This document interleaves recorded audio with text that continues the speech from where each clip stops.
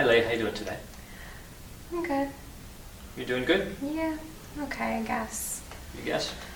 Yeah, well, I guess I'll tell you, but I'm kind of embarrassed to tell you, but so like I'm in college Mm-hmm. and all my friends are dating and I'm just really like nervous to just tell you, but like Mhm. I really haven't dated before and I'm really nervous and scared to date and I just don't know how to do it and I don't know. I'm just nervous. All right. So nervousness and maybe some anxiety Mm-hmm. around dating. And you said you'd never really dated before.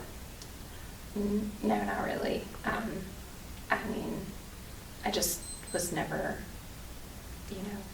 that was never enforced in my family. I was never allowed to really do that. So just the thought of it is like It's scary. scary for you, Yeah. So, I mean, I talked to guys, but it was just like, real short and bye, like hi bye kind of thing because, like I said, that just was never enforced in my family and that was never applauded in when I was growing up. Mhm. So I never did it. And I was scared to do it for the repercussions of getting in trouble. So. All right. So no dating in high school. Mhm. And what type of interactions did you have in high school? You said you said hi a few times and. Yeah, just like in my science class, particularly this one time, I actually sat next to this boy who was super cute, but we would say hi, and that was it. He would try to ask me stuff about the classwork or the assignment, and I would not even look at him and just tell him and look at my schoolwork, and that was the extent of it, But So let's talk about your anxiety. Mhm. You have anxiety and earlier like reaction just to thinking about it, right? You think about dating. yeah. It's a lot for you. Mhm. Right? Do you think this anxiety comes from a fear of what might happen? Or is this something more how you'll be perceived? Like, what do you think is leading to? I think it's a little bit of both. Mm-hmm. I definitely always compare myself to my sisters, and they're super pretty, and I just don't feel attractive enough to have somebody be interested in me. And if they were to be interested in me, I'm not allowed to date, so the repercussion would just be, I'd kind of be shunned for doing so. So it kind of just stayed with me. Now I'm 24 and I'm in school and it's just so overwhelming and I'm kind of envious of my girlfriends because they're able to do it. And I'm like, damn, like how did they do that? So, So that process is far removed from you. You look at that and think, I don't even know how. To approach it. Yeah. It's Where do like you a start? foreign object. Like, yeah. So how would you describe yourself? Like, how do you feel about yourself? I always do the right thing. Mhm. I'm really studious, and I like to have fun. I mean, when I'm with my girlfriends, we have a great time, and I'm personable with them and my family. But it's just when it comes to interacting with males, it's just super difficult for me, and I can tell you why, but I can't tell you why. It's kind of that, like it's like a seesaw every time I'm with a male, in a dating aspect anyway. So it's just difficult for me. Is there a particular outcome that you're afraid of? Like when you're in college now, right? So likely interact with males to some extent. Mm-hmm. is there, when an opportunity comes up, when somebody's interested in you, is there a particular fear that comes to mind? Yeah, like, I don't even know why you're talking to me. Like, why would you talk to me? I'm not pretty. I'm flippin' awkward. Like, why would you even be interested? So you think of yourself as unattractive and awkward. Yeah. And you question why they would be interested in you. Yeah. So, have you ever had evidence presented to the contrary?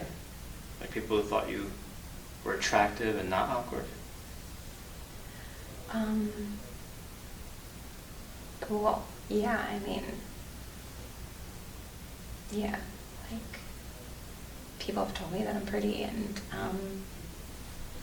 fun and stuff like that. So, yeah, I have. You have. But so they're telling you that, but there's something else telling you that you're not. Yeah. Where do you think that's coming from? I guess just from my mom, and I think just her rules that I guess I just associated, me not being able to date, that I wasn't presentable enough to date. And I just got this idea that that's the reason why she just didn't want me to date. All right, so you think her reasoning for not allowing you to date Well, I wasn't the pretty daughter. Were So. your sisters allowed to date? They were allowed to date, but under certain circumstances, certain rules they had to follow. But just when I would, even suggest it to my mom, I was just like, no, you're not. So you feel like you were, of you and your sisters, you were the one treated the most strictly on that? Yeah. Yeah. But was it much more strictly or just a little differently? I think it was much more strictly. Much more. Yeah, because it's so much so now that I can't even talk to a guy. It's just, the anxiety and the fear is so intense. I just can't explain it. It's horrible. That it's not like that for my sisters because now they're married, so they have kids, and it's like, oh, what the heck happened here? And I can recognize it, but I just can't bring myself to do it. Like, talk to somebody or, All right, so the way you perceive yourself, the self-image here is part of this. Yeah, absolutely. So you have evidence that says that men would be interested in going out with you, dating you, but internally, these thoughts you're having say you're just not worthy. Yeah. It's kind of the theme of it, right? Yeah, absolutely. That's it. And maybe this is tied to a core belief. Like we talked about core beliefs before, cognitive therapy. Are there any of those core beliefs in the list I gave you a few weeks ago that kind of stood out that you think might be core beliefs you have? That I'm unlovable. Unlovable. Yeah. Any others? Fear of rejection. Is that what that was? Fear of being rejected. Fear of being rejected, yeah. So unlovable and a fear of being rejected. And then when you have interactions in the moment, like say you're in class and there's a man like sitting next to you in class, and they're interested in you, right? He's interested in you, and he says something that expresses that he's interested. You're immediately a suspect. Oh, yeah. That's what you're. Oh, yeah, that's Okay. it's like, what is it? Fight or flight kind of feeling. Like, it really is. It's like, oh, yeah, it just something comes over me where, it's kind of like I'm conditioned because I don't even live with my mom and my dad now, and I'm on my own, but yet I still hold their values, and that just, all I can just think of is being in high school and being told I can't do that, or, just the rules and having to follow it. And that's really where I feel like I'm there if someone says something to me. It takes you right back there. Yeah. All right. So how do your parents feel about it now? Like, have they said anything like, your sisters are married and you're not? Have they pointed that out? No, they No? haven't. Not really. No, because my mom really wants me. I guess, well, maybe it has to do with that, like, I'm smarter than my sisters. Mm-hmm. So she really wants me to be a doctor. Mm-hmm. And my sisters, they have great jobs, but they just stopped at a bachelor's degree, and I'm really working to be a doctor, and I always had straight A's in high school, and my sisters didn't. So I think that my mom wants to hold on to that, that hope that I'm going to be something great. So she doesn't really enforce the dating thing with me. I guess she's, for fear that that's going to get in the way. So that's different than being unlovable, right? Well, yeah, 'cause Yeah, I mean, her reasoning, as you're describing, her reasoning sounds more like she wants you to reach a higher educational goal. I mean, I guess, yeah. What do you want? I want to be in a relationship with somebody because all of my friends are, and I'm always the third wheel, and it's difficult. I mean, yeah, I want the education, don't get me wrong, I want a great job, but Mhm. I don't want to do that alone. I want to have somebody with me that I can confide in and just a confidant, and the time is now, I'm ready, and maybe my mom was just protecting me, I guess. I don't know what she was doing, but I really don't care because I really want to try it. I just don't know how. Yeah, well, there's opposing forces at work here, right? I mean, Yeah. you're motivated to try it. Like it's a goal. You want to be able to date. You want to be able to go out. It's important to you. Mm-hmm. Right? Do you want to get married like your sisters? Yeah, I do. Yeah, you do? All right. Yeah. So you have these clear goals, and that's one force. And then this opposing force is this, one of them would be this anxiety that comes over you in the moment when a man's talking to you. Mm-hmm. Like in that way, right? Like Yeah. about going out or any topic like that. Mm-hmm. So a part of you is saying, I really want to move forward and date different people and see if I can find a good match. And another part of you is saying, I need to run away. Like you said, fight or flight, right? Yeah. I want to run away Yeah. and not have this awkwardness, this anxiety. Yeah. Yeah. Because I just keep thinking of the repercussions, like now as an adult, that my mom's just, I guess that she wouldn't talk to me, but I'm not in high school anymore, so I don't know.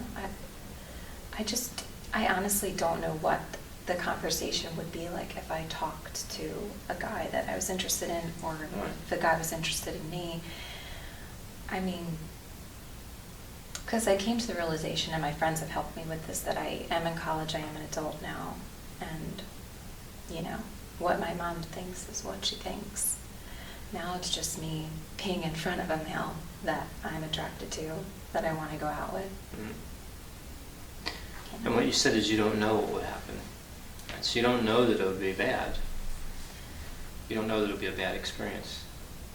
Right, I don't know. I don't know if it's going to be bad, but... You don't know if it's going to be good either. Yeah. So there's a risk, Yeah. right?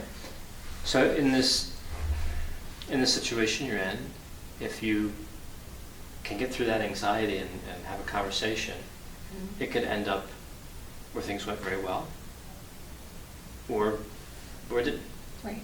So what happens if it doesn't go well? Well, I mean, like I said, I think because my mom didn't let me date, that it was a sign that I was unattractive. Mm-hmm. So I could take it that way, that I was just unattractive. Mm-hmm. But then he wouldn't have initiated the date if I was unattractive. Good point. So, or that it just didn't work, you know, there just wasn't anything in common with what I'm about, you know, that I have different hobbies and he has different hobbies and maybe they just don't mesh well and that could be a reason why it didn't work. Not that I'm, I guess, not unlovable, you know. I shouldn't take it that personal, but it's hard, you know. It's difficult for you. This is painful for you. Yeah, it is. Yeah. You're fighting through some strong feelings. If you try to look at the logical, right, if it's likely you, just because of the way it works, you'd have to date several people to find somebody that was a match, right? So some of those relationships you'll end, maybe some of the man will end, but eventually one, likely you would stumble on, or neither one of you would end it, right? So there's risk involved here. There's a risk of rejection, right? There's a risk of having to reject. Yeah. Right? That doesn't seem to be the risk you're most worried about, though. Mm-hmm. You're more worried about the risk of being rejected. Yeah. Okay? Because you're questioning their intent. Yeah. Yeah. Yeah. So can you survive being rejected? I think I can, you know. Yeah. I mean, because in essence I was, you know, rejected by my mom, but I still moved forward with my life. Mm-hmm. Because since she didn't let me date, that's a rejection from her that I'm not worthy. So yes, I think I can, because my friends have helped me, so that's a step in the right direction. And you took that behavior from your mother as a rejection. Mm-hmm. And it seems like that may not have been her reason for doing that. You don't know for sure. Yeah. But even if it was, which it seems unlikely it would have been, that's still just one person. Yeah. Yeah, it is just one person. So if we just take it to the extreme and say, for some reason, yeah, you know, she didn't think you were worthy, that's just one person's opinion. Yeah, absolutely. Right? Because my friends think I'm worthy, right? Right. And their Yeah. opinions are valid too. Right, they are. So if you really look at it and weigh the evidence and look at it logically, the imbalance of the evidence would say that you are worthy, Yeah. right? You're not unlovable. But still, in any type of relational situation, there's going to be rejection. So there's potential pain up ahead. Yeah. But the reward could be you find somebody that you want to be with, and that's really your goal. Yeah. Yeah. So really part of this is pushing through a good deal of uncomfortableness, discomfort, right? Yeah. Yeah, absolutely. A lot of that. A lot of it. Yeah. Yeah. And I think that I'm willing to do it because I want it so bad that, you know, you don't know until you try it, and I have to try it. I have to. So let's set up kind of a behavioral experiment, right? So Okay. let's take it one step at a time. Let's say that, back to that situation I alluded to earlier, you're in class and there's somebody that's interested in you, Mm-hmm. sitting next to you, or wherever they are, and they come and initiate a conversation. Mhm. And what's your reaction now? What would you do now? Well, I would introduce myself because I have never done that before to a guy where I introduce myself. I wouldn't even make eye contact. So I think to just look up at them and just say, you know, hi, my name is, you know, Leia, and just see what that feels like, because I don't know what You've that never feels reached like. that step? No, All right. no, I haven't, because I wouldn't even, you know, I wouldn't even look them in the eye, because it's just the way it Right, was. so your current reaction is to not look them in the eye, not engage in a discussion. Yeah. You just kind of shy away. Mm-hmm. So the behavioral experiment is to not do that, Mm-hmm. but instead, you know, kind of proactively engage in another behavior, which would be to introduce yourself. Mm-hmm. So let's just make that the experiment. Okay. Just you seem like you're pretty comfortable, and you could you have some confidence you could do that, right? Yeah. And that's not a particularly long amount of time. You just have to get through that introduction. Yeah. And the worst that they could do if you introduce yourself, I mean, I guess they could reject you at that point, but that seems pretty unlikely. I mean, you're just introducing yourself, right? Right. I mean, I guess that would be really shallow if they did that. So. Yeah, I mean, that's not a great Yeah. indicator that they would be a suitable mate, right? Yeah. So, you introduce yourself and you're open. I guess the second part would be you're open to whatever conversation comes next. Yeah. So you're not committing to anything, Mm-hmm. right? You're not committing to an engaged, long engaged social interaction. You're just saying, here's my name, what's your name, or whatever, and just seeing where the conversation goes. Yeah. So this is really all new. Oh yeah, it's all new, and it's like it's embarrassing, but I feel like safe with you, so I feel okay that I'm able to talk about it, and like my friends know, But like 24 and never really introducing yourself to a guy it's embarrassing. It's embarrassing. Yeah. So not doing that's embarrassing. Right. So by doing that, you can overcome that embarrassment, but you'll have some anxiety. Yeah. So there's a trade-off. Yeah. But my guess is the more you introduce yourself, Mm-hmm. the less that anxiety will be. Yeah, I think so. Absolutely. Yeah. So let's just start with that, Okay. right? Let's start with that. And when's the next time you'll be in the class? Actually, next week. Okay, next week. Mm-hmm. So you'll have the opportunity in that class to introduce yourself to who's there. Yeah. Yeah. All right. And I'm always early. So. You're always early? Always early because, I have to make sure that I'm getting the grades. But yeah, I'm always early, so. It's good to be early. Okay. Yeah. So you're always early, and this way, people come in, right, one at a time, whatever, Mhm. and you can introduce yourself. Yeah, yeah. And that's really, for this first experiment, that and just being open to whatever conversation comes next. Yeah. And just absolutely. talking. Yeah. Right? Mm-hmm. I need that. Yeah. So try not to borrow any worry into the future past that. Okay, like in terms of, will they like me? What will they think of me? Where will this go?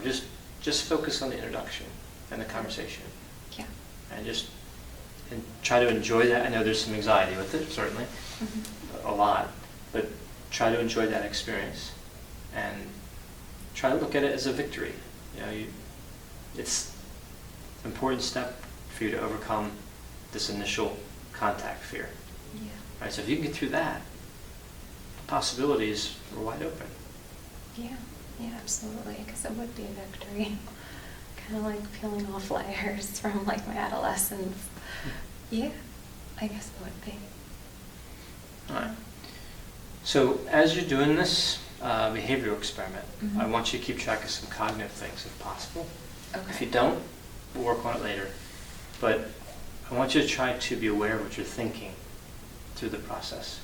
Okay. Right? Again, if you're not, that's okay. You might be focused on thinking about what they're saying, and that's good. Okay. But if you can recollect anything after the fact, like, well, I was thinking that he might not want to talk to me, and he did, or you're thinking again like thoughts of not being lovable, Mhm. thoughts of unlovability. Keep track of those thoughts. Okay. Right? That's secondary to the behavior.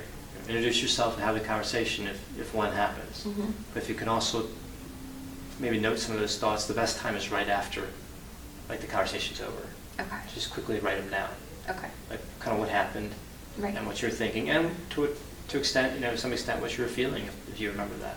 Okay. And I think it would be good for us to kind of track that as you work to overcome this first obstacle. Okay. Does that sound good? Yeah, it does. I'm anxious, but it's a positive anxious now, I think. So. Yeah. So you're looking forward to it in a way. I am, yeah, Yeah. because I want it so bad. So All right. So you start school next week.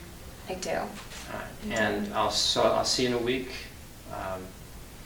and we'll go over kind of what happened from that first day of school. Okay. And, Yep. if there's no opportunity to, there's not much to talk about, if there was really not many people to talk to, that's fine. I mean, we'll have opportunities later. But try to introduce yourself to those that you see. Okay. And just, whether you have an interest in them or not, just to get comfortable with introducing yourself. Okay. All right? So we'll have something to discuss and build upon as you move into your second week of school. Okay. All Yeah, right? definitely. Okay. So I'll see you in a week and we'll go from there. Okay, perfect. Thank you. Thanks, Leia. Thank you.